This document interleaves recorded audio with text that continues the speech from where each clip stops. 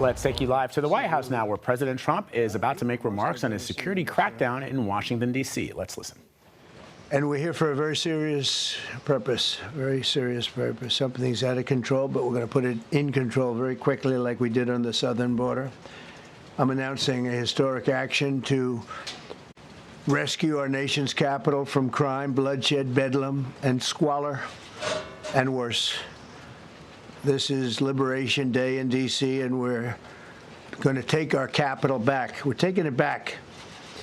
Under the authorities vested in me as the President of the United States, I'm officially invoking Section 740 of the District of Columbia Home Rule Act. You know what that is? And placing the D.C. Metropolitan Police Department under direct federal control, and you'll be meeting the people that will be directly involved with that. Very good people, but they're tough, and they know what's happening, and they've done it before. In addition, I'm deploying the National Guard to help reestablish law, order, and public safety in Washington, D.C., and they're going to be allowed to do their job properly. And you people are victims of it, too. You know, you're reporters, and I understand a lot of you tend to be on the liberal side, but you don't want to get mugged and raped and shot and killed. And you all know people and friends of yours that happened. And so you can be anything you want, but you want to have safety in the streets. You want to be able to leave your apartment or your house where you live and feel safe and go into a store to buy a newspaper or buy something. And you don't have that now. The murder rate in Washington today is higher than that of Bogota, Colombia, Mexico City, some of the places that you hear about as being the worst places on earth, much higher. This is much higher. The number of car thefts has doubled over the past 5 years, and the number of carjackings has more than tripled. Murders in 2023 reached the highest rate probably ever. They say 25 years, but they don't know what that means because it just goes back 25 years. Can't be worse. Our capital city has been overtaken by violent gangs and bloodthirsty criminals, roving mobs of wild youth, drugged-out maniacs and homeless people. And we're not going to let it happen anymore. We're not going to take it. Just like we did on our southern border. Nobody comes through our southern border anymore. 3 months in a row, we had zero. I don't know if that's right, but the people that do the work, it's a very liberal group of people, actually, and they actually said zero for the last 3 months. Nobody thought a thing like that was possible. And, you know, when you take a look at numbers, I just saw some charts. These are different cities throughout the world. Red is, okay, the red is a place called Washington, D.C. Look at these. Baghdad we doubled up on Baghdad. Panama City, Brasilia, San Jose, Costa Rica, Bogota, Colombia, heavy drugs. Mexico City, I mentioned, Lima, Peru, all double and triple what they are. So do you want to live in places like that? I don't think so. I don't think so. And I think the people in this room, if you wrote correctly, you'd see, look at the kind of numbers we have. D.C., 41 per 100,000, number one that we can find anywhere in the world. Other cities are pretty bad, but they're not as bad as that. Is that where you want to live? The reporters of the world? Juvenile offenders and crimes against persons, as they say. It's getting worse. Not getting better, it's getting worse. And we had a recent indication. There was a story about a man who was just left. He quit because he was asked to do phony numbers on crime. And we're going to look into that. I think Pam is going to be looking into that. But he was asked by the city, I guess, that we don't want to show the real numbers. Let me do numbers so it looks like it's going down. Not going down. And under Biden, it was a disaster. And nobody did anything about it. We're going to do things about it like you wouldn't believe. Every American has a constitutional right to be able to access and petition their government in safety, and countless federal officials and employees likewise have the right to carry out their jobs in peace without being shot. As you know, I lost a very good person a while ago, was shot waiting for his wife. He was in the car. They robbed his car. They shot him. They killed him like it was nothing to it. She was walking to the car. It's a horror show. This issue directly impacts the functioning of the federal government and is a threat to America, really. It's a threat to our country. We have other cities also that are bad, very bad. You look at Chicago, how bad it is. You look at Los Angeles, how bad it is. We have other cities that are very bad. New York has a problem. And then you have, of course, Baltimore and Oakland. We don't even mention that anymore. They're so far gone. We're not going to let it happen. We're not going to lose our cities over this. And this will go further. We're starting very strongly with D.C., and we're going to clean it up real quick, very quickly, as they say. Days ago, a former member of the DOJ staff was savagely beaten by a band of roving thugs after defending a young woman from an attempted carjacking. He was left dripping in blood. He thought he was dead, with a broken nose and concussion. Can't believe that he's alive. He can't believe it. In June, a 21-year-old congressional intern was tragically killed after being hit by a stray bullet in a drive-by shooting. A former Trump administration official named Mike Gill, fantastic person, was murdered last year in cold blood in a carjacking blocks away from the White House. We all knew him. Great person. Waiting for his wife as she was walking to the car.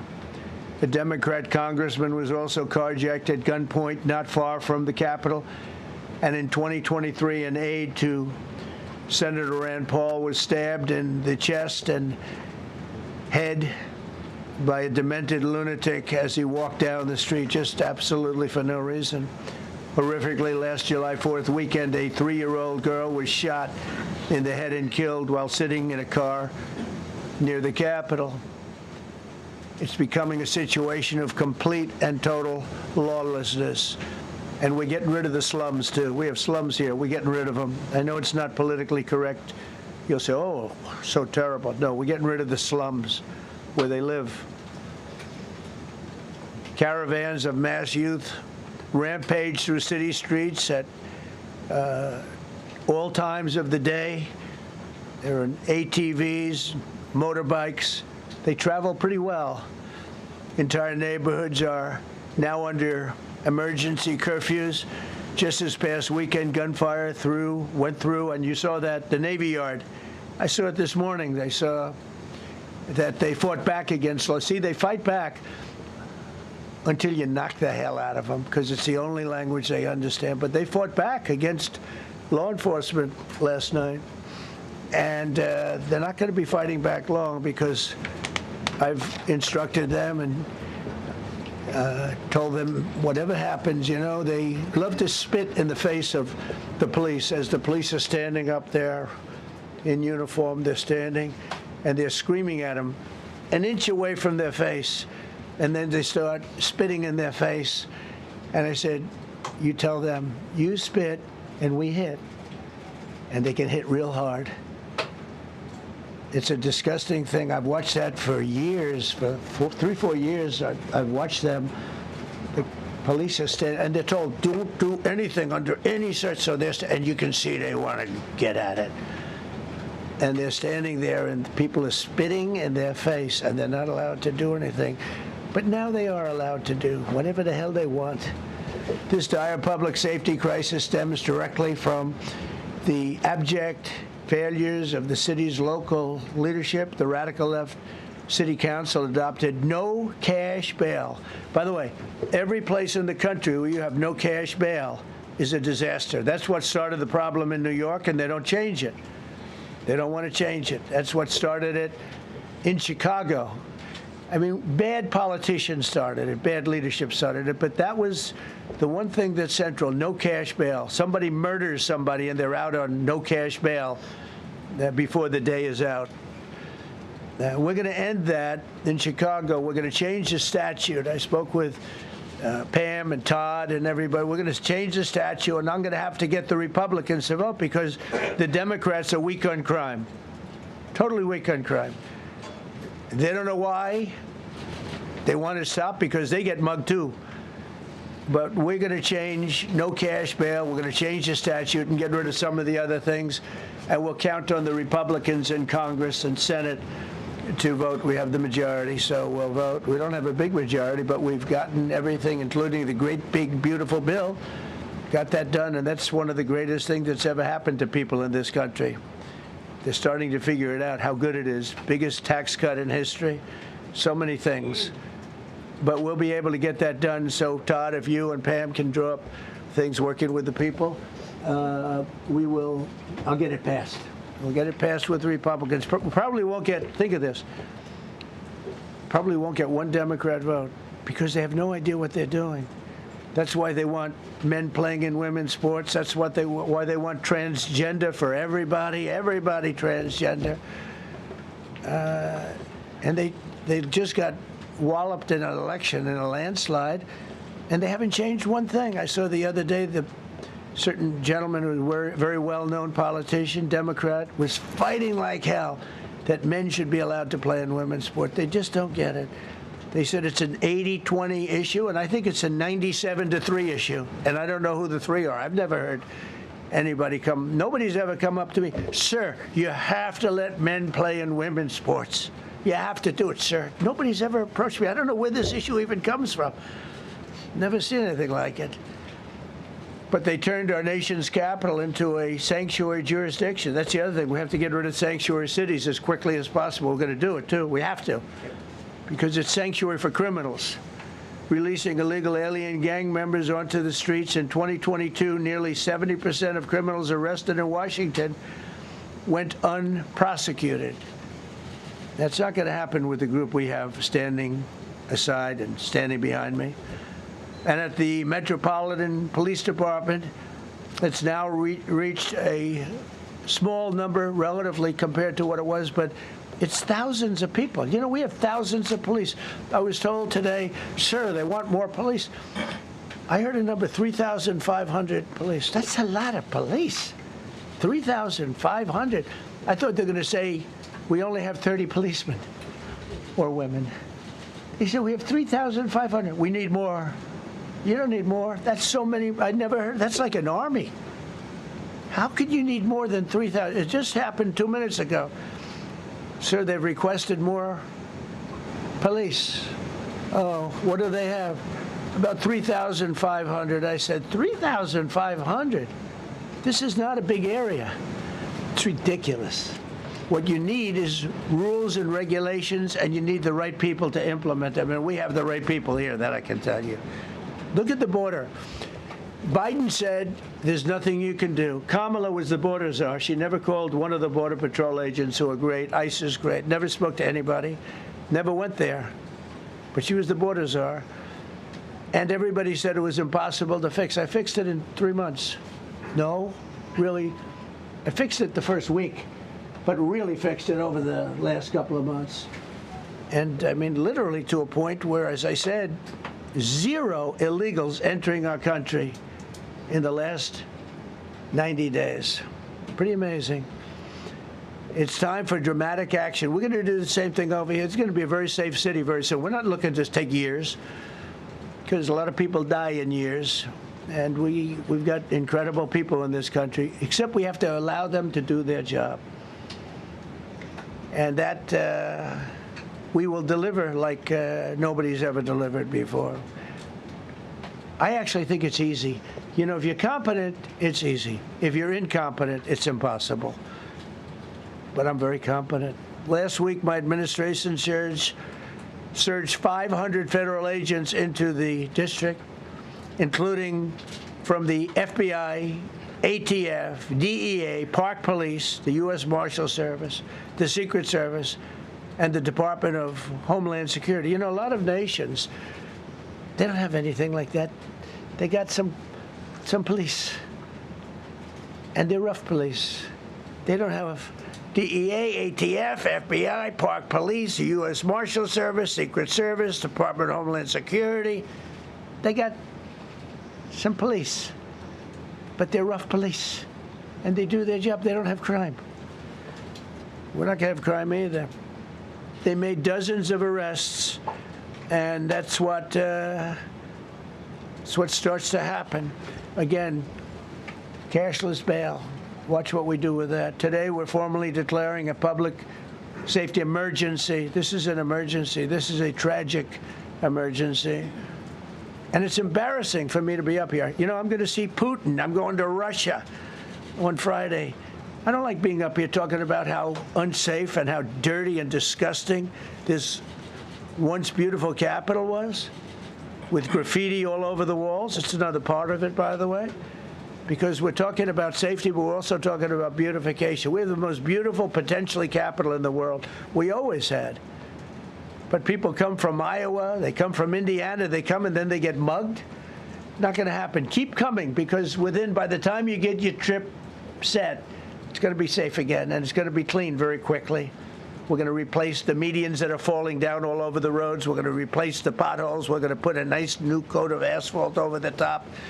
No, we don't have to rip the road out and spend 7 years building a new road because they cut everything. Because some designers said, well, we need a 1/4 of an inch more turn for safety reasons.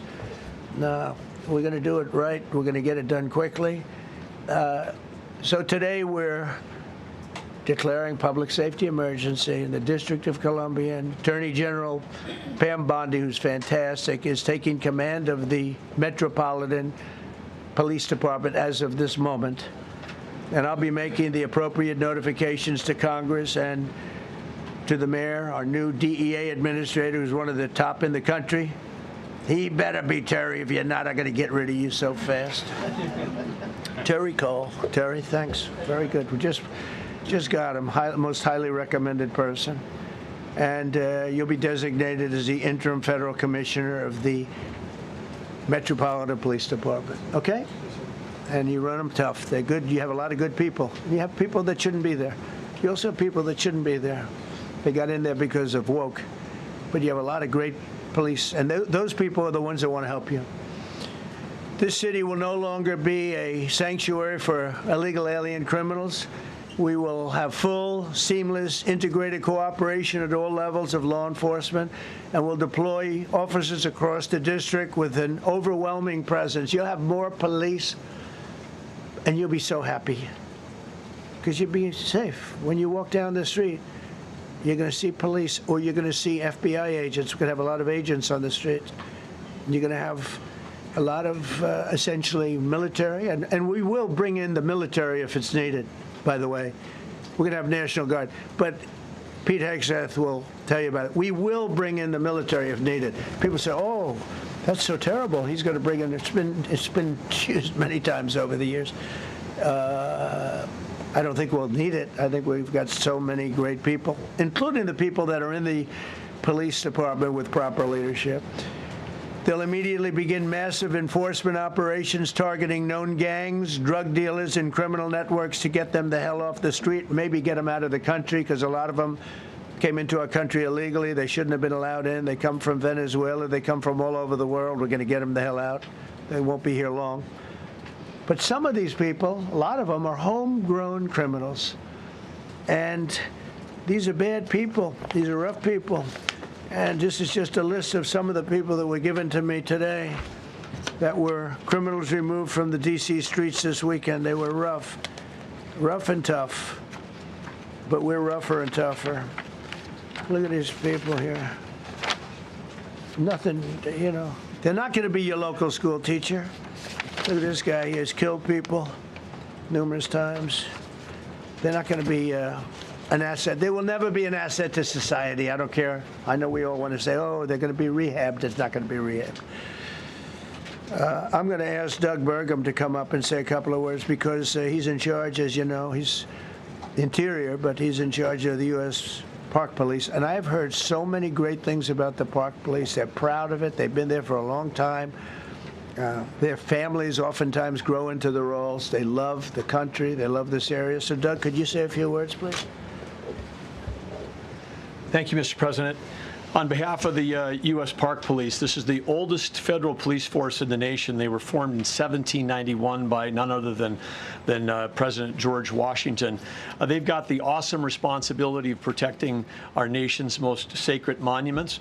The National Mall, Washington Monument, Jefferson Memorial, Lincoln Memorial, Statue of Liberty, and out west, the Presidio and the Golden Gate area. These folks have tens of millions of visitors a year, the kind of people that President Trump's talking about that come from around the country and around the world to see our sacred and learn about our history and our sacred monuments.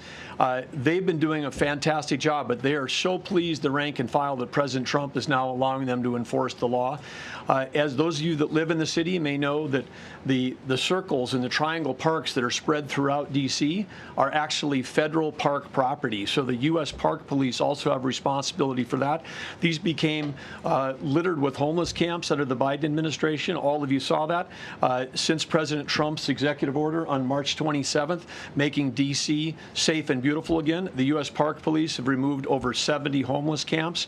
And President Trump also talked about beautification. They're stopping and enforcing the laws against graffiti on our monuments. They've removed over 80 specific attacks against our history with graffiti on our monuments. So they continue to do a great job, whether it's in their vehicles, on foot, or on the mounted police that you see around the National Mall. And President Trump, they thank you. The rank and file is so happy to be enforcing the law again. Thank you for your leadership, and they're excited about the announcement you're making today. Thank you. Very good. Great job you're doing. Thank you very much. Pete, could you say something about the military, if you would? Well, Mr. President, it's an honor to be here. And at your direction this morning, we've mobilized the D.C. National Guard. It'll be operationalized by the Secretary of the Army, Dan Driscoll, through the D.C. Guard. You will see them flowing into the streets of Washington in the coming week.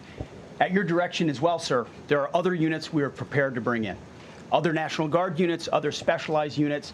They will be strong, they will be tough, and they will stand with their law enforcement partners. This is nothing new for DOD. As the President noted, at the border, we've got 10,000 troops down there who've been operating in defense cooperation areas, defense zones, where there's zero illegal crossings because of troops on strikers scanning the border. We've been protecting other people's borders for 20 years. It's about time we protect our own, and we're working with ICE and CBP. In Los Angeles, we did the same thing, working with the California National Guard, working with ICE officers. ICE officers deserve to do their job and not be attacked. We will work alongside all D.C. police and federal law enforcement to ensure this city is safe, this city is beautiful.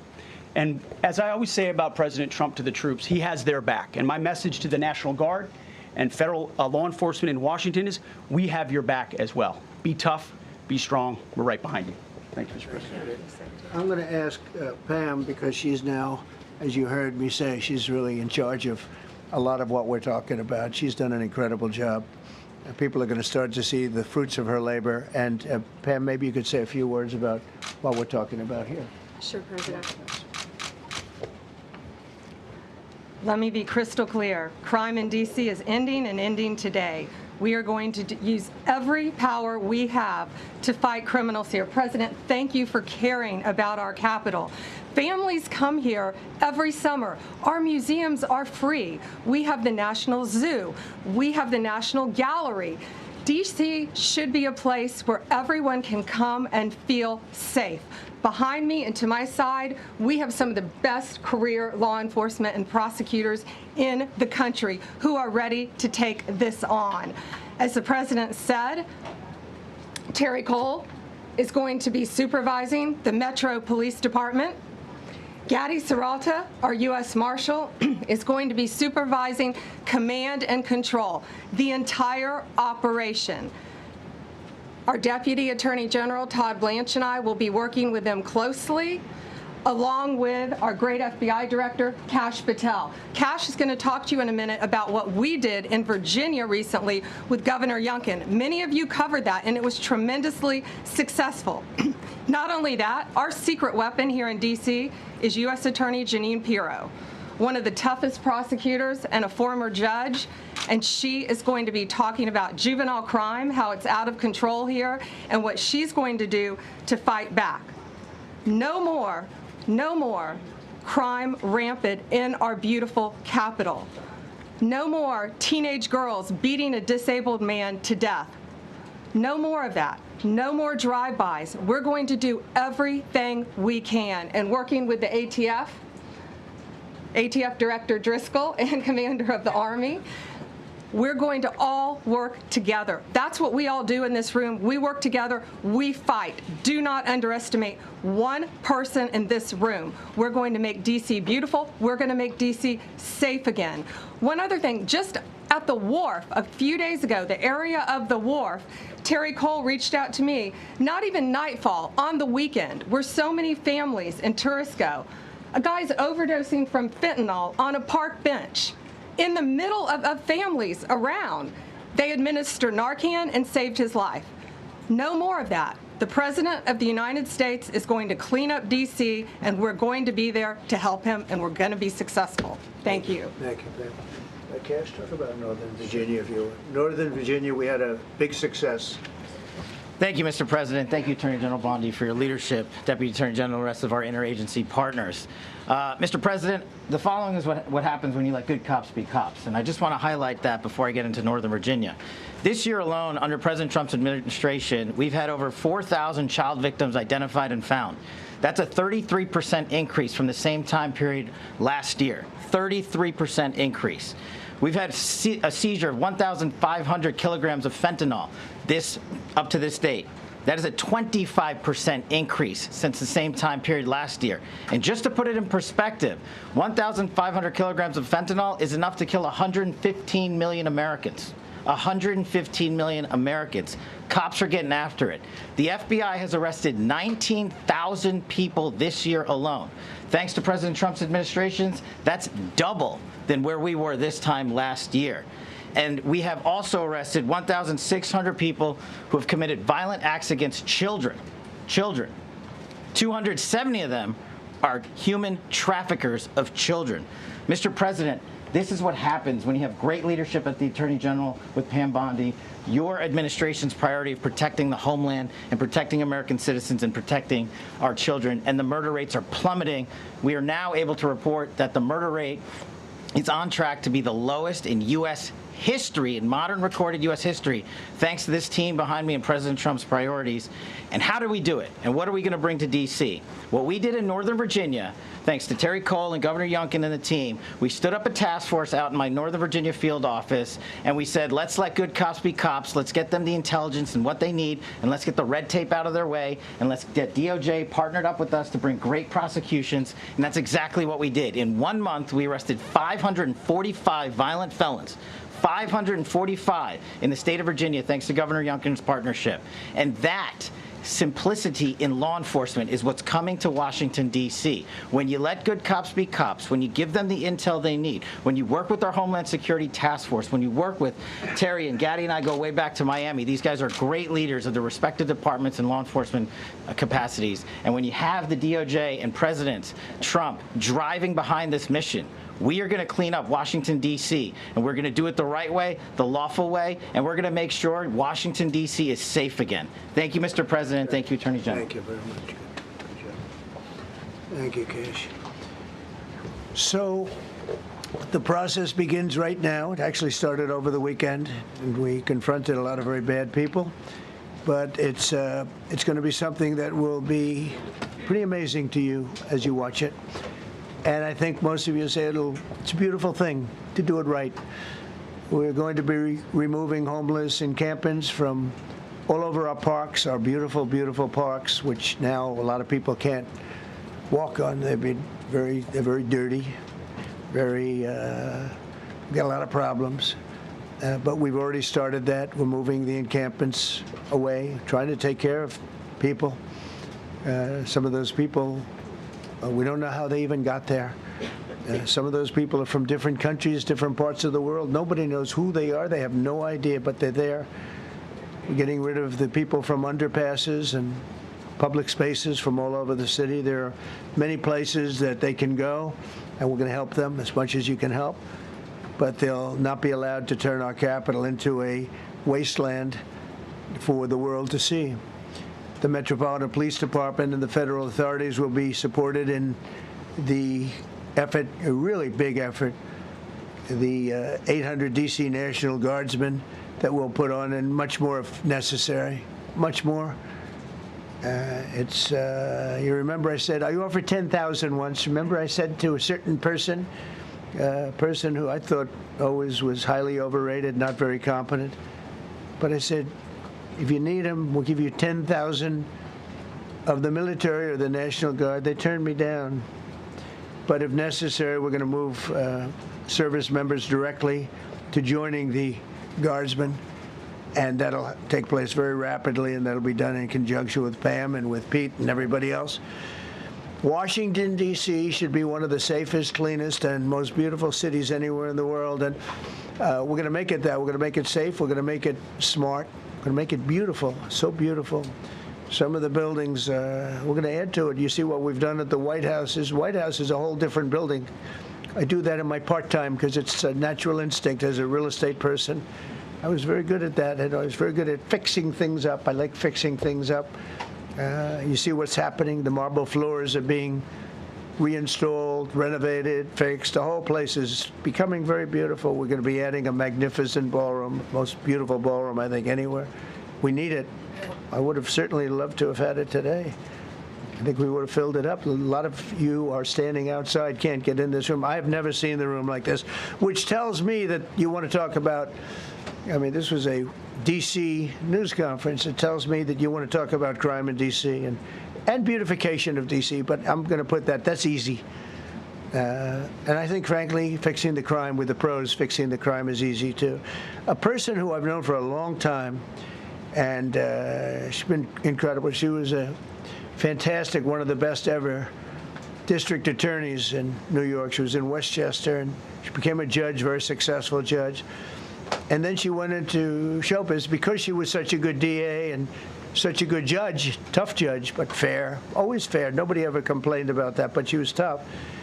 And because of that and her reputation, she went into showbiz. So a lot of people don't, they think of Janine as showbiz. Actually, showbiz was not her thing.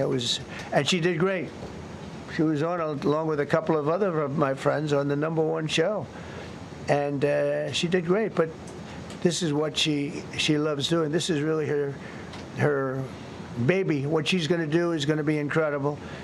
And I'd like to speak for just a few seconds on what she has in mind, what she wants to do. We're going to be appointing some judges. We have some open spots, and we're going to take people, because the judges are letting killers out. They're just saying, go, that's okay, don't worry about it.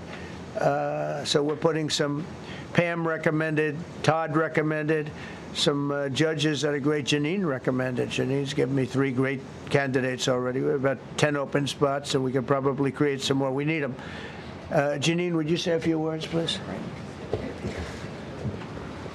Thank you very much, Mr. President, and thank you, Madam Attorney General. And you have been listening to President Donald Trump there, along with Attorney General Pam Bondi and Defense Secretary Pete Hegseth. He is announcing the federal government taking over the D.C. Police Department in hopes of ending and stopping crime in the city. We should note, though, on the backdrop of all of this, new crime numbers have come out that show that crime is down in the D.C. area. But again, the president announcing this because he says crime is taking over the city. Right now, we can hear Jeanine Pirro speaking, so let's listen into what she's saying. And I'm not going to stand here and go over and over the cases. But what I can tell you is this. I see too much violent crime being committed by young punks who think that they can get together in gangs and crews and beat the hell out of you or anyone else. They don't care where they are. They can be in DuPont Circle, but they know that we can't touch them. Why? Because the laws are weak. I can't touch you if you're 14, 15, 16, 17 years old and you have a gun. I convict someone of shooting another person with an illegal gun on a public bus in the chest, intent to kill.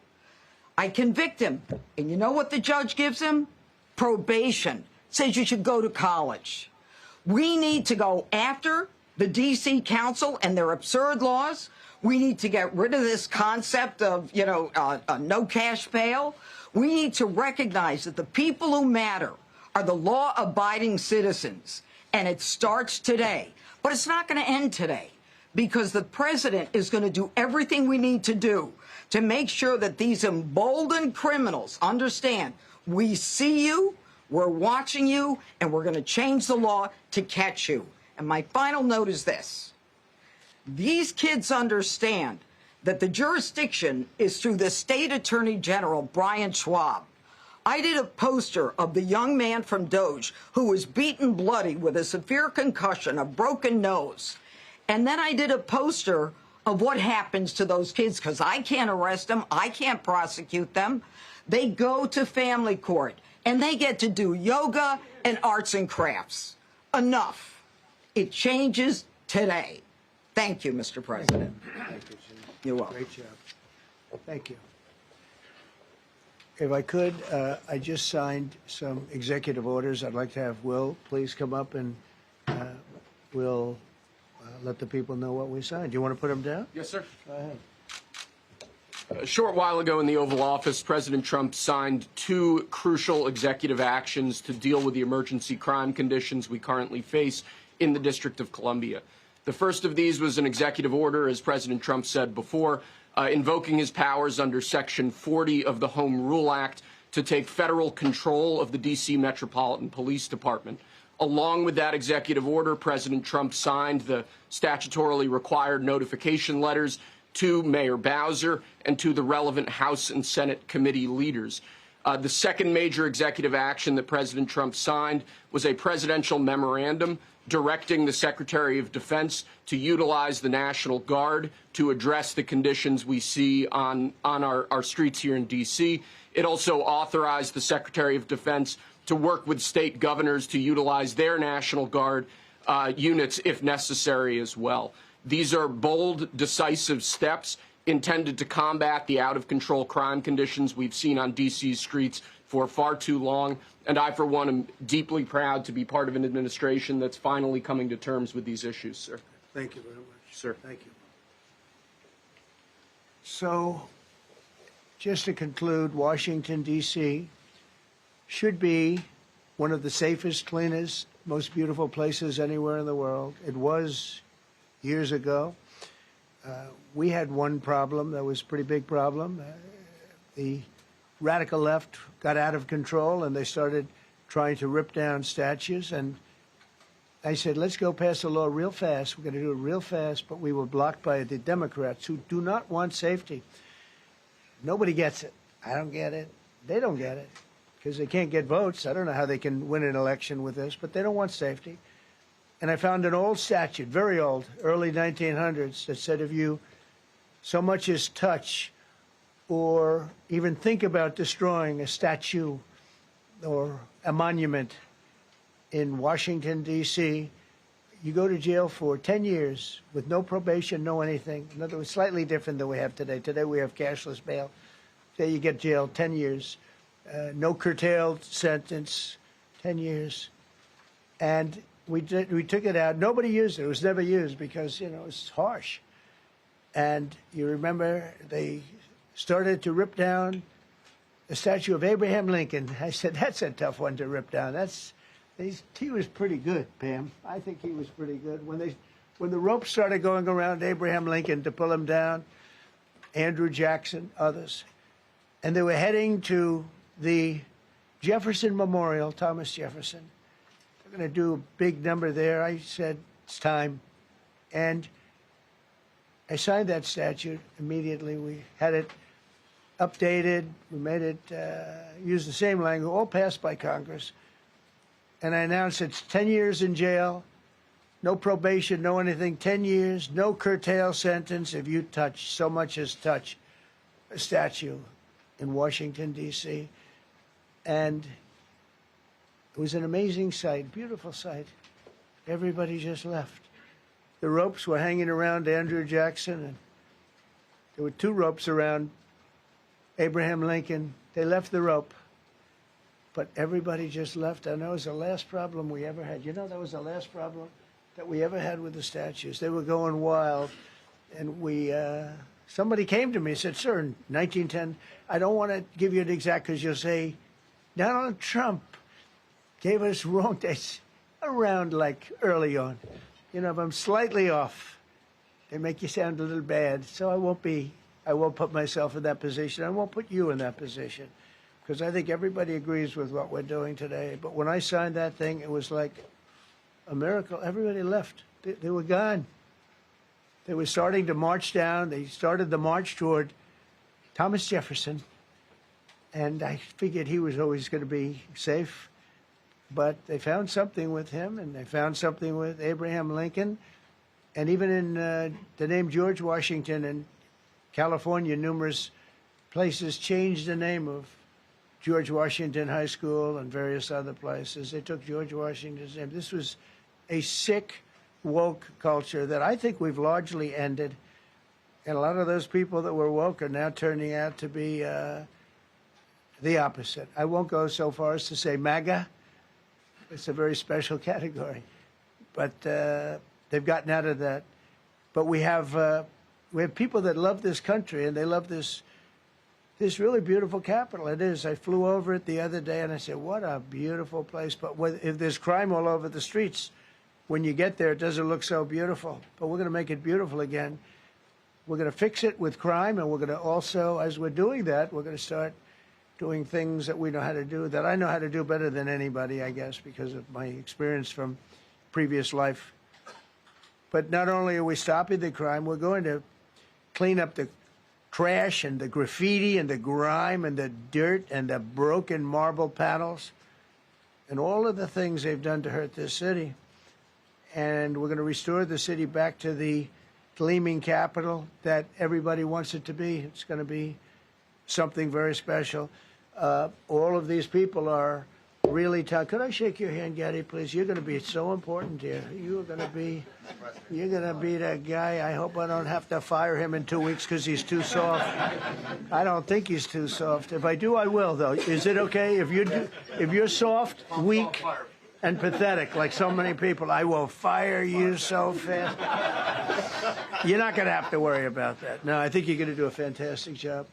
And everybody in this room, they may not express it, but they all want that to happen. You know, they want to be safe, and they have families too. So it's an honor to have such a large group. I've done this for years now, hard to believe. I've never seen this room so packed. In fact, I'm sure it's a violation of every fire code. But we'll let you stay anyway. You're taking a chance. And with that, we'll say, maybe if you could, oh, wow. We could be here all day long. If we could keep the first questions, perhaps, to this subject, and then we'll go on to a few others. Please. Mr. President, thank you so much. Can you talk about how personal of an issue this is? You talked about flying over the Washington Monument and seeing the pride of what D.C. is, and do you believe that the status of the city, the cleanliness, the way that crime is low, is a direct reflection on how the country is run? Yeah, I do. I think the Capitol, look, everyone comes here. They're all coming. All the leaders, they're all wanting to come. And I say it, I've said it again, but I'm really just quoting other leaders from NATO, from the Middle East, King of Saudi Arabia, Qatar, UAE. I was over there. We brought back $5.1 trillion of investment into our country. But a month and a half ago, I was at NATO. We had a great thing. They agreed to put up 5% instead of 2%. 2% they didn't pay, 5% is already paid. We had a great meeting, and they all said the same thing. They said our country was dead. They thought our country was gone. 1 year ago, they said your country was dead. And now you have the hottest country anywhere in the world. We do. We have the hottest country in the world right now. The tariffs have helped. It's given us not only the money, it's billions, trillions of dollars of money, but it gives us great power over enemies. We solved 5 wars with Pakistan and India. We just solved one.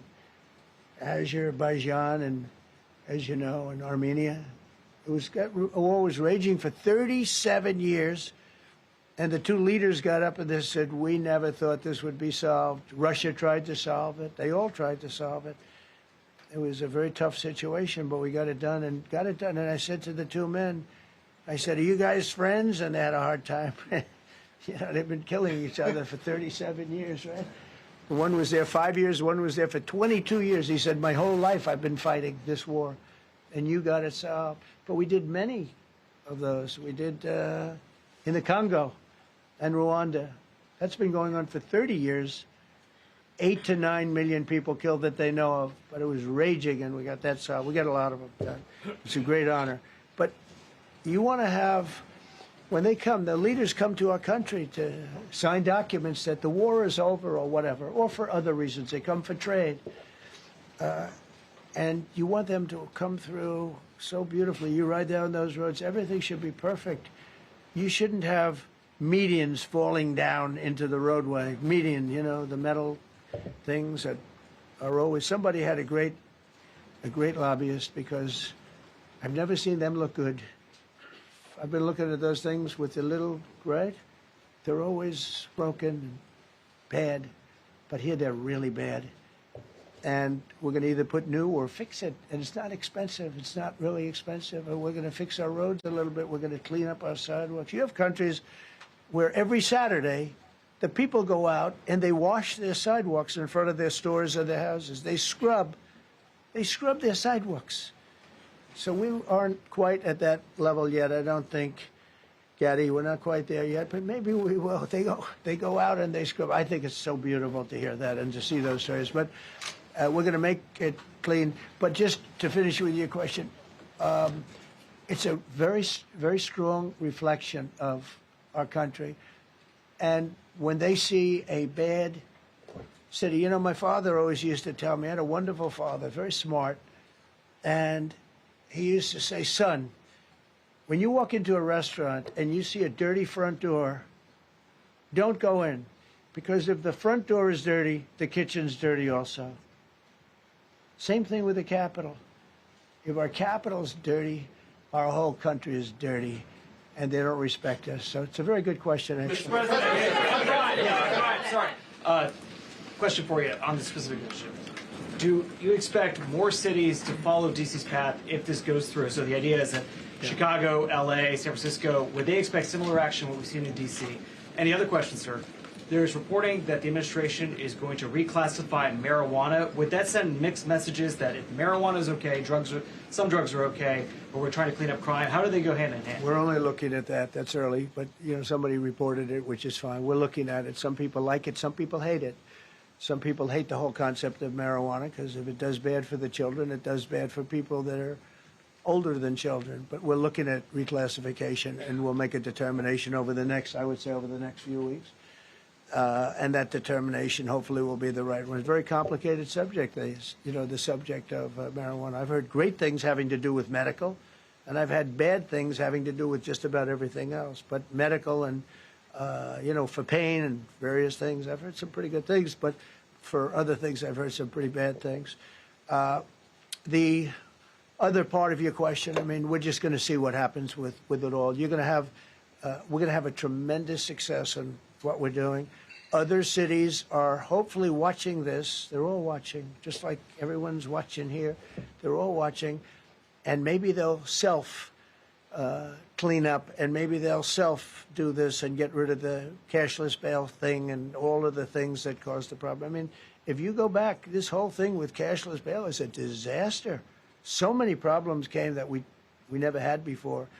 So they're watching us today, and if they don't learn their lesson, if they haven't studied us properly, because we're going to be very successful. I have zero doubt about that. It's going to be. It's a question of will it be really fast, like the border.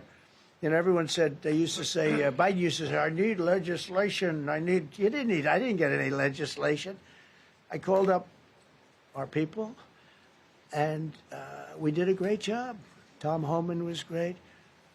As you know, our secretary did a great job. They did a great job. There's no games. They didn't play games. And we're going to have the same thing here. But then I'm going to look at New York in a little while. Let's do this. Let's do this together. Let's see. It's going to go pretty quickly. And if we need to, we're going to do the same thing in Chicago, which is a disaster. We have a mayor there who's totally incompetent. He's an incompetent man. And we have an incompetent governor there. Pritzker's an incompetent. His family threw him out of the business, and he ran for governor. And now I understand he wants to be president. but I noticed he lost a little weight, so maybe he has a chance. You know, you never know what happens. But Pritzker's a gross incompetent guy, thrown out of the family business. But when I look at Chicago and I look at L.A., if we didn't go to L.A. 3 months ago, L.A. would be burning like the part that didn't burn. If he would have allowed the water to come down, which I told him about in my first term, I said, you're going to have problems, let it come down. We actually sent in our military to have the water come down into L.A. They still didn't want it to come down after the fires. But that was it. We have it coming down. But hopefully L.A. is watching. That mayor also. The city's burning. They lost like 25,000 homes. I went there the day after the fire. You were there. And I saw people standing in front of a burned down home. It was, their homes were incinerated. They weren't like, even the steel was literally, it was all warped and literally disintegrated because of the winds and the flame and the whole thing, like a blowtorch. They were standing on this beautiful day, maybe a couple of days after. We gave it a little time because what they had suffered. Almost 25,000 homes. And you see what's happening now. They didn't give their permits. I went to a town hall meeting. I said, we're going to get you the federal permits, which are much harder. Almost immediately. Lee Zeldin is a star. He did an incredible job. They have all their federal permits. They don't have their city permits. And the mayor said to me, we think we could have them in 2 years. I was walking down the street, and I met with firemen and police. And I was saying hello to many people that were standing in front of their homes with yellow tape. You can't go in. You can't go onto the lot. And those people wanted to start rebuilding their homes then and there. And the mayor said, we should be able to get them the permits within 2 years. I said, that's a shame. 2 years? Are you kidding? I'm going to get them the federal permit like almost immediately. 2 years. And she roared back, well, maybe 1 year. The place was booing her out of the place. They don't have their permits to build their homes. And now they're talking about putting, this is among the most beautiful areas was in the country. Now they're talking about putting low-income housing there. Can you believe this? I love low-income housing. I made money with low-income housing. I built low-income housing. I know more about low-income housing and luxury housing. I know about everything real estate. They want to replace some of those homes with low-income housing. They haven't gotten their permits yet. We've gotten all the federal permits, which are much tougher to get, and it was done almost immediately through Lee Zeldin and Federal Environmental. And I watched the other day, those people are angry. And now, you know, they had tremendous, they loved that area. They loved the whole big area, different places, but they loved it. It was all luxury stuff and beautiful stuff, and some wasn't that luxury, but the level of love for that neighborhood, their neighborhoods, was incredible. And you know what? I watch people on television, they want to go, they want to leave. They've lost their spirit, they've lost their heart, because the mayor's incompetent, and Gavin Newsom is incompetent. He's got a good line of bullshit, but that's about it. He's incompetent. And you have Los Angeles is, you know, it's amazing. You know, I called, the first thing I did, I got the Olympics to go there. I was the one that got it. And by a rare thing that happened, I'll be the president. I was very upset because I got the Olympics there, and I said I won't be president when it comes. But bad things happened, and illegal things happened, really illegal things happened. Now it turns out one good thing was I'm going to be the president for the Olympics for 2050, for 250, which is going to be fantastic, and also for the World Cup. So we have a lot of good things, and I hope 250 is going to be the 250th anniversary is going to be the best. But when I looked at those people, and I saw last night on television that they still don't have their permits, it's a disgrace what's happened in Los Angeles. Yeah, thank you. The China tariff deadline is tonight. Do you plan to extend that? We'll see what happens. China's been, we've been dealing very nicely with China, as you probably have heard. They have tremendous tariffs that they're paying to the United States of America. And we'll see what happens. They've been dealing quite nicely. The relationship is very good with President Xi and myself. President, you mentioned your upcoming meeting with President Putin. Can you tell us what you hope to get out of that and whether you'll consider inviting President Zelensky to join? So you have to understand, this is a war that should have never happened.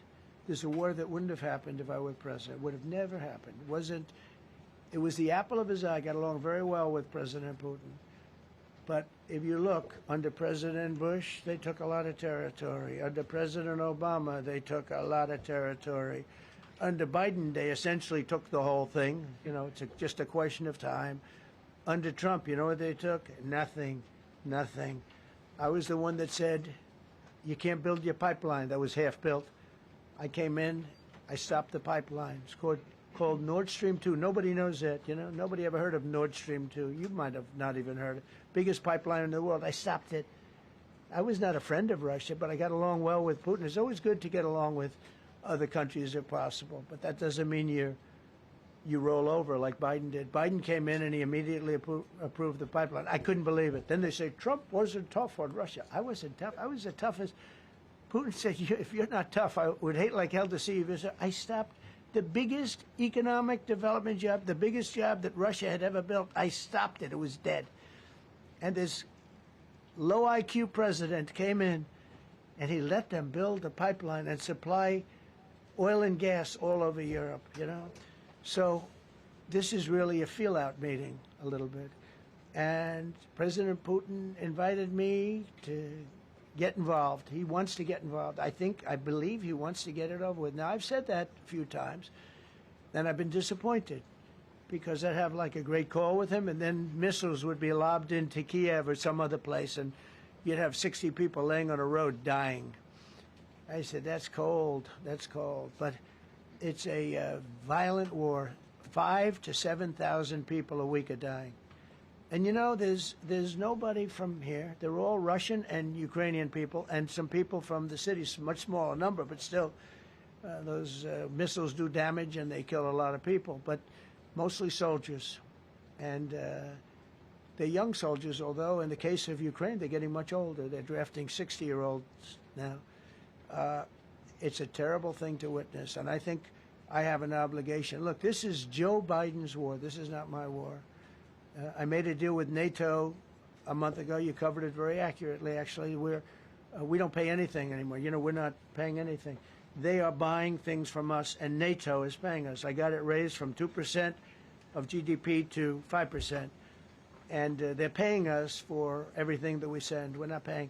But Biden approved $350 billion. Europe has spent $100 billion. The money that's been spent and the death is incredible. It's the worst thing that's happened, by far the worst that's happened since World War II. So I'm going in to speak to Vladimir Putin, and I'm going to be telling him, you got to end this war. You got to end it. And he wasn't going to mess with me.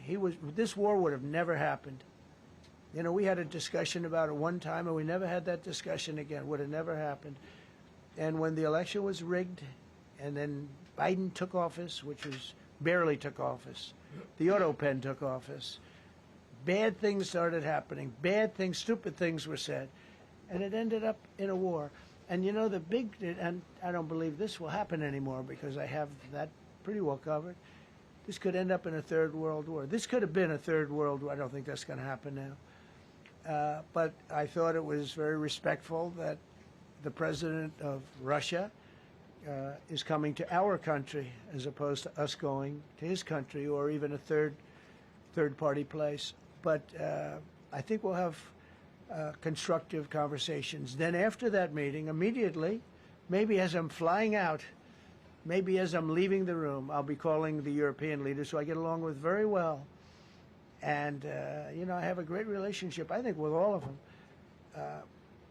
And I get along with Zelensky, but, you know, I disagree with what he's done. Very, very severely disagree. This is a war that should have never happened, wouldn't have happened. But I'll be speaking to Zelensky. The next meeting will be with Zelensky and Putin, or Zelensky and Putin and me. I'll be there if they need. But I want to have a meeting set up between the two leaders.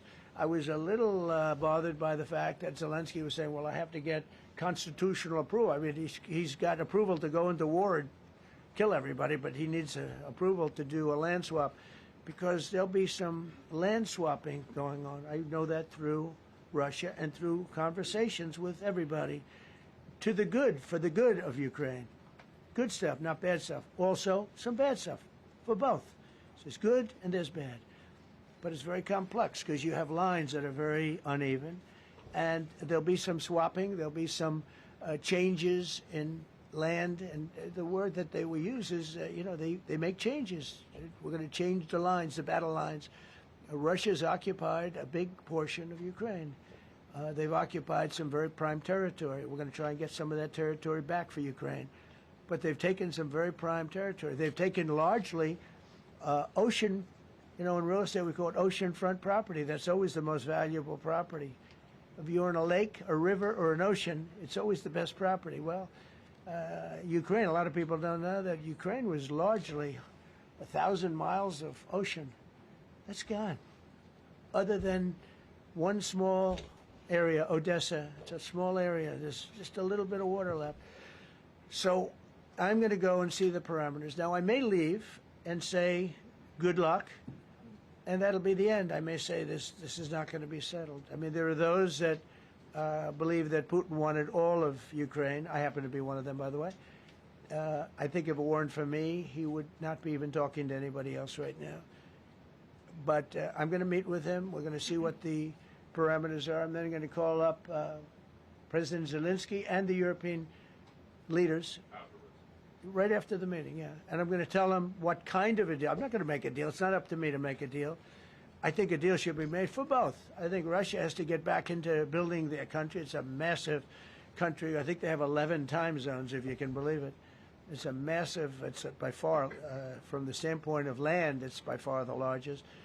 They have tremendous potential in Russia to do well. They're not doing well. Their economy is not doing well right now because it's been very well disturbed by this. It doesn't help when the President of the United States tells their largest or second largest oil buyer that we're putting a 50% tariff on you if you buy oil from Russia. That was a big blow. And then they say, gee, he wasn't so tough. Nobody else would have done that. And I haven't stopped there. I mean, look, I was all set to do things far bigger than that, but I got a call that they'd like to meet, and I'm going to see what they want to meet about. I'd like to see a ceasefire. I'd like to see the best deal that could be made for both parties. It takes two to tango, right?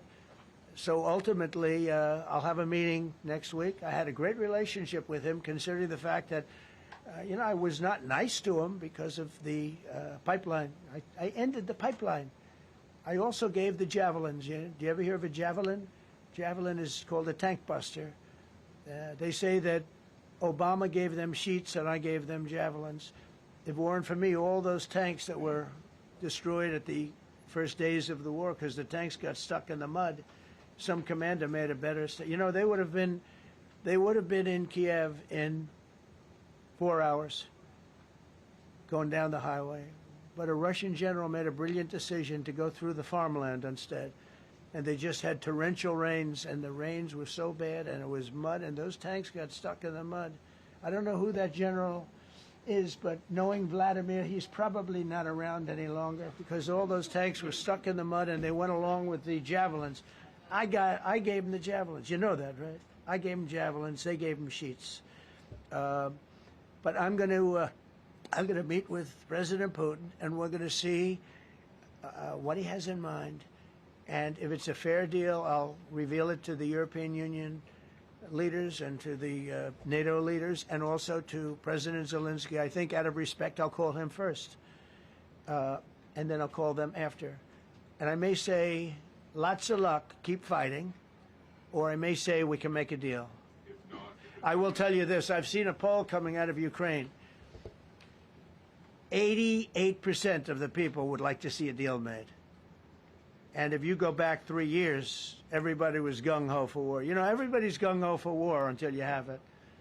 It's an amazing thing. I had it with a couple of countries where I couldn't get a deal done with one particular country. And I just couldn't. The guy's great. He's a friend of mine. Great. Good leader. Tough as hell. I couldn't get the deal done. And then he went into war for a short period of time. You know where I'm talking about. First term. And it was nasty. Guys being killed all over the place. And he went through 1 week of war, and I was able to get the deal done. He said, this is nasty. Yes, please. Yeah, just to follow up on what you were saying there. First of all, Volodymyr Zelensky is not invited on Friday? He wasn't a part of it. I would say he could go, but he's gone to a lot of meetings. He's been there for 3.5 years. Nothing happened. And what is the definition? I mean, do you want somebody that's been doing this for 3.5 years What's the definition of a good deal? I'll tell you after I hear what the deal is. I was gonna ask Because you- there could be many definitions. You know, you're talking about a very large and complex situation. Now, I tell you, the war that I just settled with Azerbaijan and with, as you know, and Armenia was almost as complex as this one, having to do with routes, Successful trade. meeting on Friday with Vladimir Putin. Well, we're going to have a meeting with Vladimir Putin, and at the end of that meeting, probably in the first 2 minutes, I'll know exactly whether or not a deal can be How will you made. know that? Because that's what I do. I make deals. Mr. President. Please, go ahead. Yeah, thank you, Mr. President. I'm going to ask you two questions, one about China, one about Russia, if I could. On China, your administration agreed to send the most advanced or advanced NVIDIA and AMD chips. No, obsolete. No. Obsolete chip. Well, and then 15% of the You profits mean the come back. 20s? No. This is an old chip that China already has. And I deal with Jensen, who's a great guy, and NVIDIA. The chip that we're talking about, the H20, it's an old chip. China already has it in a different form, different name, but they have it.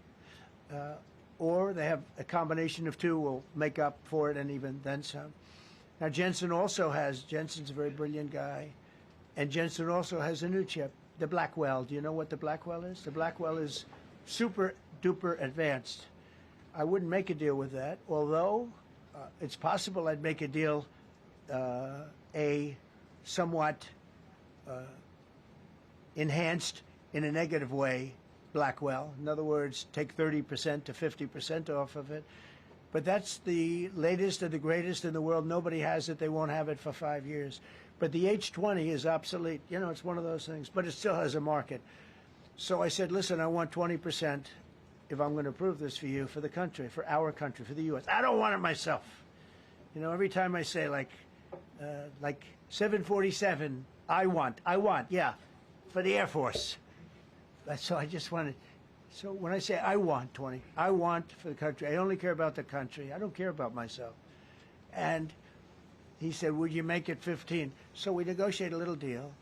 So he's selling a essentially old chip that Huawei has a similar chip, a chip that does the same thing. And I said, good, if I'm going to give it to you, because they have a, they have a stopper, what we call a stopper, not allowed to do it. It's really known as a restrictive covenant. And I said, if I'm going to do that, I want you to pay us as a country something, because I'm giving you a release. I released them only from the H20. Now, on the Blackwell, I think he's coming to see me again about that.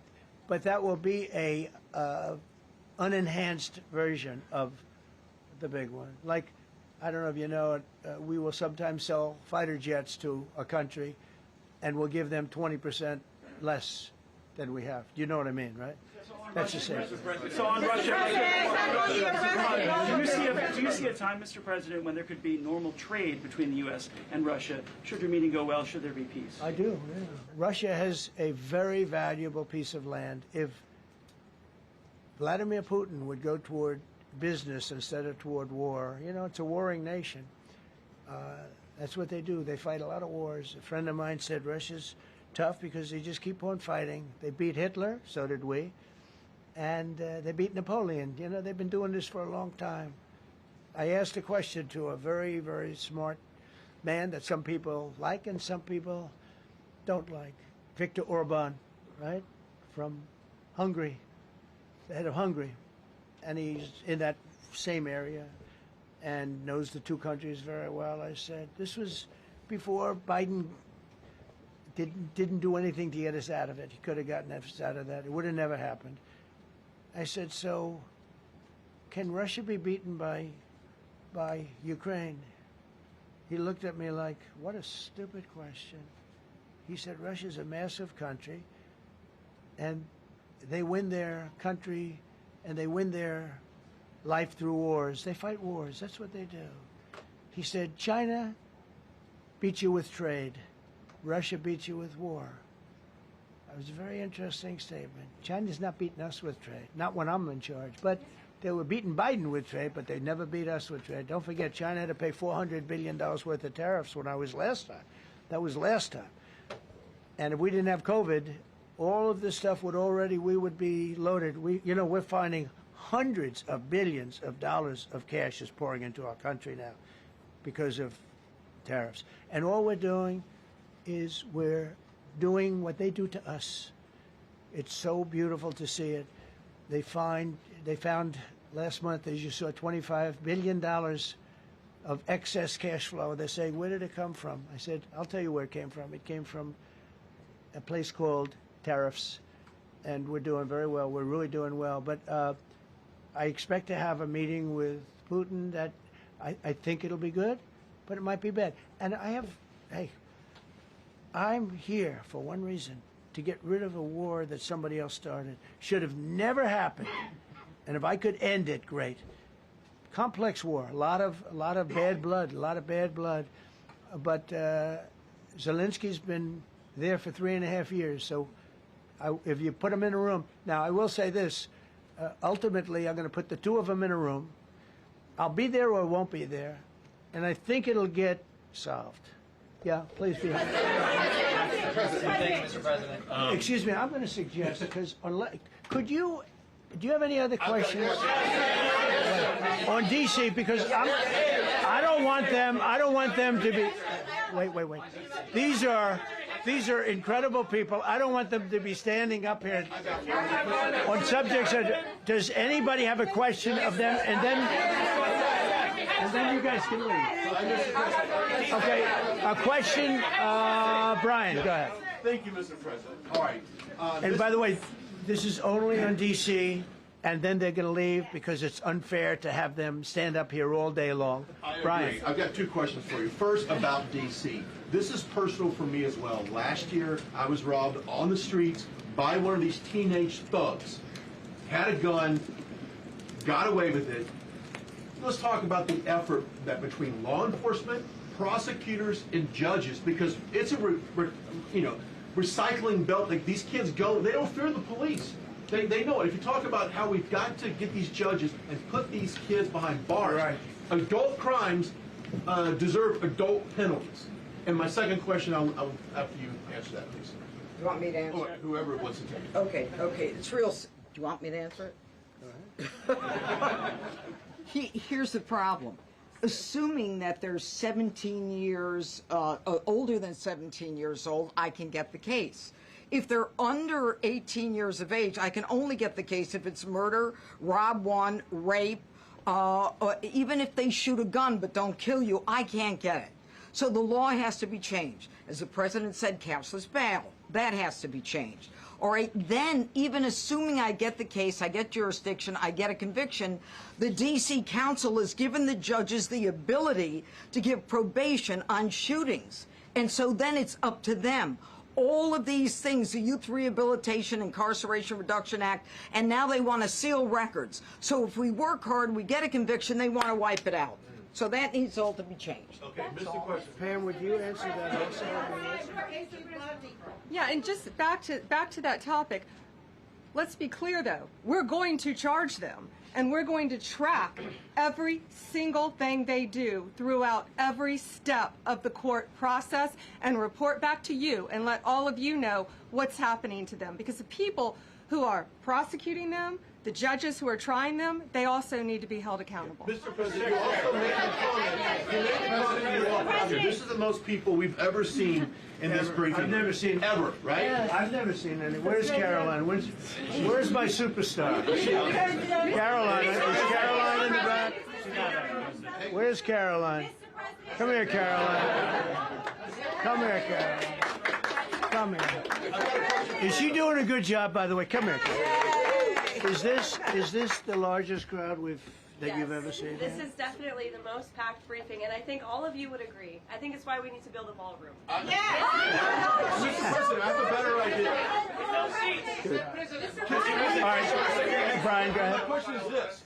You're building the big, beautiful ballroom. Yeah. Could we build a big, beautiful briefing room, updated technology, more seats? I don't want to do that. I don't want you to be comfortable.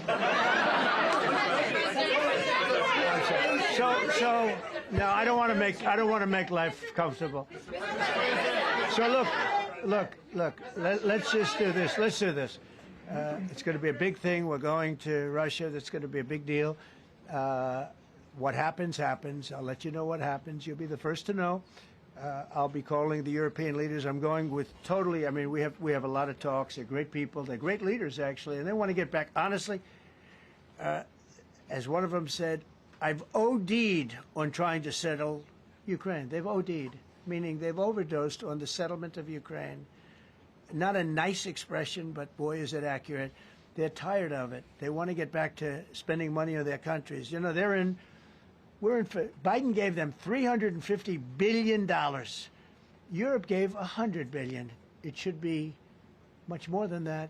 Shouldn't have been that kind of, they should have had equalization, but they didn't. But you know what? Still a lot of money. They want to get back to building their own countries. They really want it resolved. My relationship with the European leaders, as you saw, is extremely good. It's perfect. It's beautiful. Wait. And we're going to try. I'll be in touch with them. I have 5 of them call me. You think it's easy? There are a lot of European leaders, but they rely on me. Very much rely on me. If it wasn't for me, this thing would never get solved until the last person breathing is dead. Would you talk to them before? Yeah, I did. I'm talking to them right now. So I'm talking to the European leaders. I'll be talking to President Zelensky. I'm going to get everybody's ideas. I go into that thing fully loaded right up there, and we're going to see what happens. Now, I think one of 2 things is going to happen. It's going to be a good meeting, and we'll go a step further. We'll get it done. I'd like to see a ceasefire very, very quickly. Very quick. I'd like to see it immediately, but I'd like to see it very quickly. And we're going to be dealing with the European leaders, and we're going to be dealing with President Zelensky, and hopefully we're going to have a great success.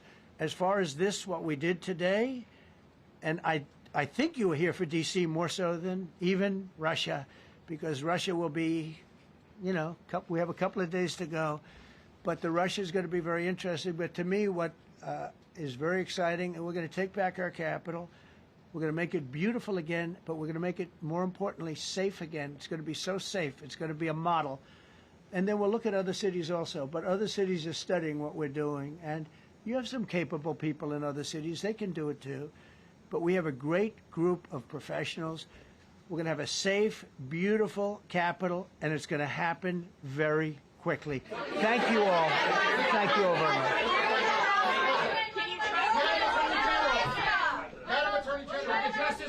You have been listening to President Donald Trump there taking a lot of questions on several topics, but the major reason for this news conference you see here is for the president to lay out his plans, how he plans to crack down on crime in Washington, D.C., crime that he says is causing issues.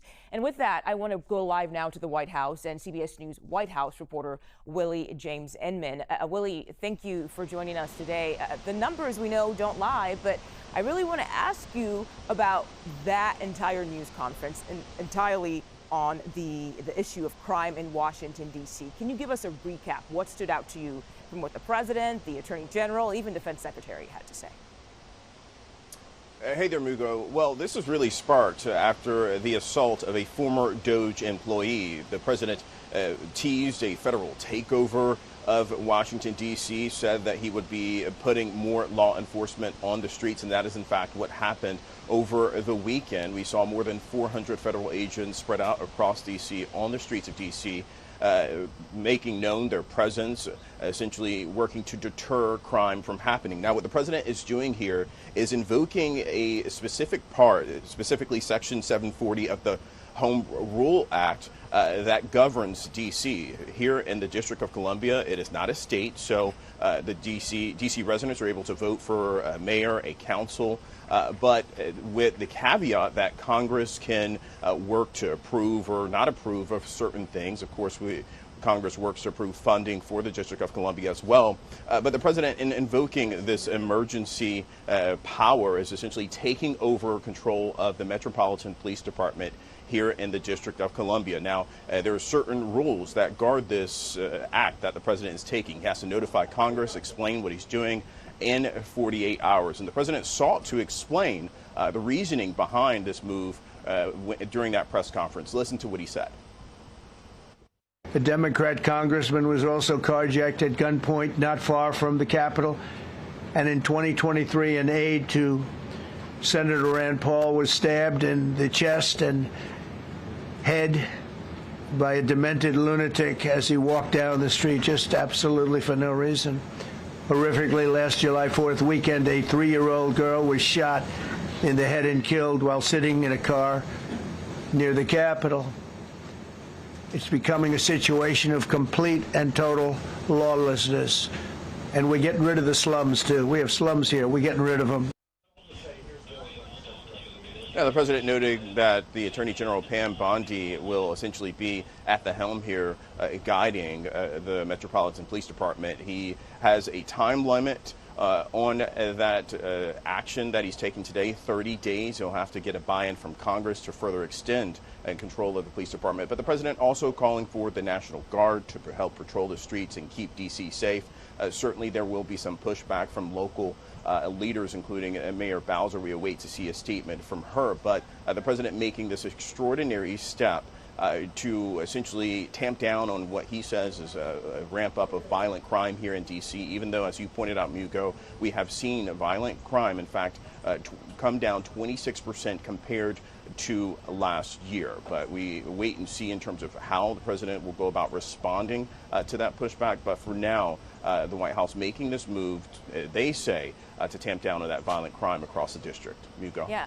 And Willie, we heard from Janine Pirro as well. She is now DC's top prosecutor, and she focused on young people. She mentioned how if they commit a crime, there's not really much that she can do as long as they're under 18 years of age. And it seems this is an issue. I mean, I used to live in Chicago. It was an issue with teens there committing crimes and not much being done about it. Does this appear to be an issue in the DC area as well? Yeah, it certainly is. It is something that I personally witness, young teenagers stealing cars. This is something that has been a problem in the district, and local leaders, in fact, the Attorney General, the critics say essentially that he is not being tough on crime and prosecuting those juveniles as adults. So this is something that local leaders will have to address, and certainly something that the White House is eyeing in terms of its push to fight that violent crime, Mugo. Okay. CBS News White House reporter Willie James Inman, thank you so much for your time today. And now I want to bring in CBS News Justice reporter Jake Rosen and CBS News senior coordinating producer for the Crime and Public Safety Unit, Anna Schechter. They've both been listening into that news conference with President Donald Trump. Anna, I want to start with you because the president says the capital city has been taken over by violent gangs and criminals. Can you walk us through what you took there from the president's press conference? What stood out to you the most? Well, he really painted a picture, Mugo, of a dystopia. And, you know, we talked to people who live there. I think they don't characterize it that way. In fact, as Willie noted, violent crime is down year over year. And even Kash Patel, the head of the FBI, said as much. But certainly murder rates, carjackings, they are higher than a low back in 2012. They're coming down, approaching pre-pandemic levels. So we saw a huge spike in violent crime after the COVID-19 pandemic, and particularly in DC in 2023.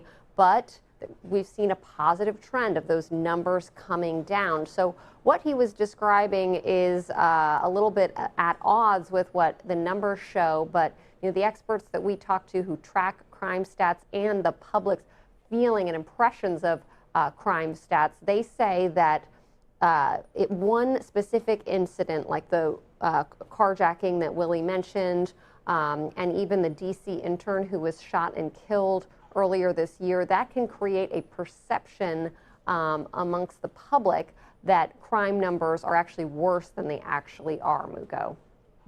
And I think it's also important to note here that, yes, the numbers can't say one thing, but what people feel, that can be a completely different story as well, right?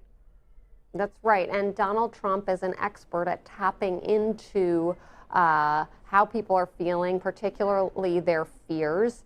And certainly when I talk to law enforcement around the country, including here where I am in New York City, they do complain about recidivism. So they talk about bail reform as something that has allowed criminals to get back out on the street after they commit crimes, and that is inhibiting law enforcement. So Trump, in his press conference today, he voiced a lot of those frustrations that I have heard from law enforcement. And so these are big policy issues. He presented it like he can kind of railroad and make big changes. Some of the things that he's talking about are going to require Congress to act and others to sort of get on board. So a lot remains to be seen, but very strong rhetoric from that presser today. Yeah, and you talk about how this is still a long way from happening because it does need some approval, but what would a complete federal control over the Metropolitan Police Department, what would that even look like? Well, it's a great question because it hasn't really been done in this way before. So as you mentioned, that would require an act of Congress to completely take over after a 48-hour period. But what Trump essentially was flicking to was to tap into other federal law enforcement agencies, draw from those. But he also talked about how there are about 3,000 police officers with the Metro PD. And his point was that's enough. You need to let those police officers do their job. So kind of murky. Does he want to actually allocate federal law enforcement to bolster the Metro PD or just allow those police officers to kind of roll back restrictions on their ability to make arrests? But certainly there's going to be a lot of debate, a lot of criticism coming from groups that advocate for violence interrupter programs and the like. But I think what he said is probably good news to law enforcement, local police around the country who feel like they want to make sure that when they make those arrests, that the people who are perpetrating those crimes don't come back to recommit those crimes. Okay, CBS News senior coordinating producer for the Crime and Public Safety Unit, Anna Schechter, thank you so much for your time today. Now let's turn to CBS News Justice reporter Jake Rosen. Jake, good to have you here on 24/7. What stood out the most to you during the president's news conference? Obviously, you were listening in as well. What was your take from what he had to say? Well, I think if you take a step back and you think about D.C. in the last 5 or 10 years or so, it's certainly striking for President Trump to invoke these national emergencies when he did not do so here in the summer of 2020, as after the civil rights riots that were going on and protests that were going on throughout the city. And we also didn't see this after January 6, 2021, which I think really is the big overhanging thing for people who have lived in D.C. for as long as at least I have, and a number of other people I went to college here and have lived here since then. And when you see that there was not this massive pushback against the crimes against law enforcement that were done that day, and you see kind of the change in rhetoric between Defense Secretary Hegseth, President Trump, Attorney General Bondi, a number of other people saying, our law enforcement has to be ready and pointing to being spit at, and that provokes, a prompt police response. Well, we did not get that from President Trump. Obviously, the people who committed the violence that day were pardoned. And in addition to that, it's very difficult for these local leaders here in D.C., and there's been a number of criticism over the last couple of months of there just hasn't been the funding there for the Department of Police here in D.C. to hire officers, and that one big beautiful bill that President Trump touted actually cuts funding, tens of millions of dollars of funding that could be used for public safety initiatives across the city and hiring police officers. Okay, Jake, some very important things you pointed out there, cutting funding, and then also what can be seen as hypocrisy when it comes to how the president handled the Capitol riots versus crime in D.C. right now. But I need to ask, how is federal law enforcement supposed to patrol a U.S. city that already has its own police department? Do they even have jurisdiction to do that? And how much of this can be resolved from what the mayor was talking about? I know she said, hey, we need more judges. So can you talk to us about those points? Absolutely. So on the first point that you made, there are certain number of things that these law enforcement officials can do. What the FBI can do is add in patrols around the city, scanning license plates, potentially stopping potential carjackings, although that day-to-day traffic work is not something that they are trained on. Nor is it the same for National Guard troops, who, if they are brought in under certain authorities, may or may not have arresting authorities to potentially act as police officers, or are they there just simply protecting those D.C. public parks? And where are these law enforcement officials being moved to is the big outstanding question here. Are they being moved to Capitol Hill, the National Mall, those parks that Secretary of the Interior Doug Burgum referenced, or are they being moved to the parts of the city that actually experience day-to-day high crime rates? That was not answered at all in this press conference. In addition to that, there is a shortage of D.C. Superior Court judges and laws that make it very difficult for law enforcement at the local level here in D.C. to actually go after, think about people who are about 14 to 17 years old, as Judge Jeanine Pirro pointed out, where there are judge openings, which means there's a backlog of cases, there are pre-trial detention moves where, again, people are let out on probation while they're awaiting conviction for gun crimes potentially in the city. But also at the same time, it's very difficult for the federal government to get involved like they want to, and even Judge Jeanine Pirro made clear last week before this all took place that she wants to have rules changed at the local level here in D.C. that would allow the federal government to go in and on, not just serious crimes like murder, but robbery, carjacking, and other things that would allow the federal government to prosecute those crimes here. All of the big violent crime here in D.C. is actually prosecuted at the federal level, but there is kind of that carve out for minors that they hope to end. Certainly that also did not happen today, is not going to happen tomorrow, and certainly these longer term projects that, again, will require local, congressional, and federal approval. Yeah, sounds like something you can't just snap your fingers and make happen. CBS News Justice reporter Jake Rosen, thank you so much for your time today. And now I want to bring in CBS News senior White House and political correspondent Ed O'Keefe. Ed, you were in that room during the president's news conference. And what did the president have to say? Can you talk to us about the D.C. home rule? What's that about? So that is the law that, in essence, allows him to take action the way he has. You may be watching anywhere else but the Washington, D.C. area and wonder how on earth can he do this. There is federal law that allows the president to federalize elements of the District of Columbia, given that it is in a state. And Section 40 of that law, in essence, allows him to declare some kind of an emergency, and as long as he puts it in writing to the mayor and to congressional leadership within 48 hours, that federal oversight can continue for about 30 days. At that point, he's got to go to Congress, essentially, and ask them to help extend it or set the parameters of further control. So we may be looking at something that only lasts about a month. If the Republican-controlled Congress, in the midst of a fight over keeping the lights on across the federal government in 1 month, wants to also have a conversation about this, then there will be a debate about federal control of Washington, D.C. as well. But what may happen here, Mugo, is similar to what we saw in Los Angeles. A federal deployment, a lot of attention on it from the White House and the press in the early days, and then it peters out. And to Jake's point, a lot of where the crime or the blight that the president's concerned about happens is on the parts of this city that are federally controlled. The National Mall, some of the key parks or traffic circle monuments that visitors and locals certainly are aware of. And so a lot of this can be solved with more federal money being spent to clean up and protect those parts of the city that the Washington, D.C. Police Department doesn't oversee. I got to tell you, Mugo, there are more than 36 police agencies that operate in and around Washington, D.C. A young college student who had come to Washington, D.C. did his justice class term paper on this and learned there were at least 35 federal police agencies at the time, and that was just at the birth of the 9/11 movement when there were so many more coming on. So you're looking at something like 40 different law enforcement agencies that in one way or another touch Washington, D.C., buildings or agencies inside of it.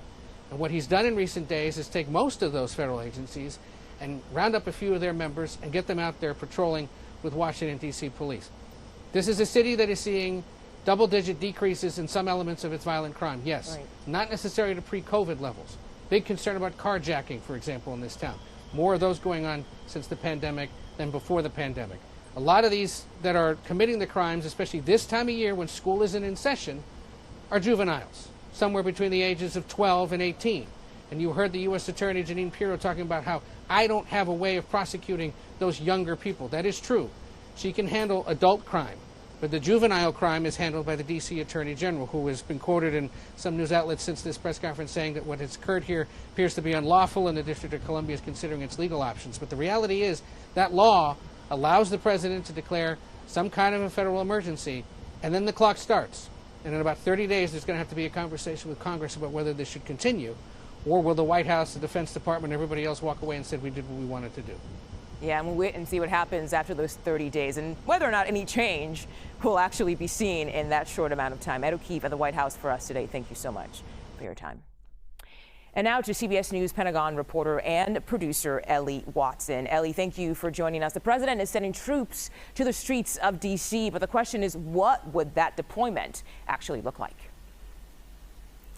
And we learned in that press conference that President Trump has activated about 800 members of the D.C. National Guard to help local law enforcement with cracking down on crime in D.C. D.C. National Guard is unique because there's no governor. The president has the authority over the Guard, not the mayor. He used that authority, invoked it this morning as part of this sweeping federal crackdown on crime. As other guests have mentioned, there have been very scary incidents in D.C., but crime, violent crime especially, has been decreasing. And that decrease has happened without deploying the National Guard. And I have to ask, when was the last time the National Guard was deployed to D.C.? And are they trained for what they would be taking on in the D.C. area?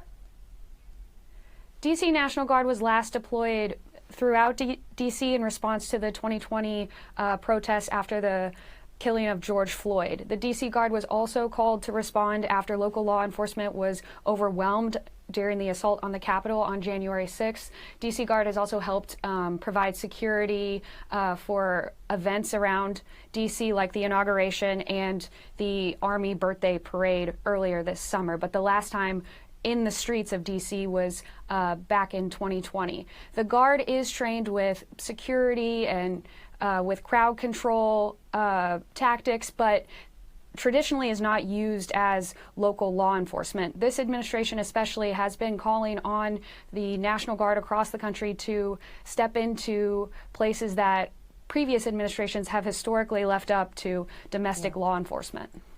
And Ellie, I also want to take this opportunity to ask you about what the president had to say about his meeting with President Putin. Anything stand out to you there? A few things did. The way President Trump talked about it, he is essentially trying to feel out what President Putin wants. President Trump again mentioned that there may be some swapping of territories, which is confusing because Russia invaded Ukraine. There isn't a lot that Ukraine wants to or even has to swap with Russia. And so there are European leaders as well as President Zelensky who are worried about what kind of conversations about territory will be had without President Zelensky at the table. Yeah, that's a big part to remember as well, is that Ukraine did not start this war. But when it comes to this meeting with the president and with President Putin, President Zelensky will not be on the table. All right, CBS News Pentagon reporter and producer Ellie Watson, thank you so much for your time today.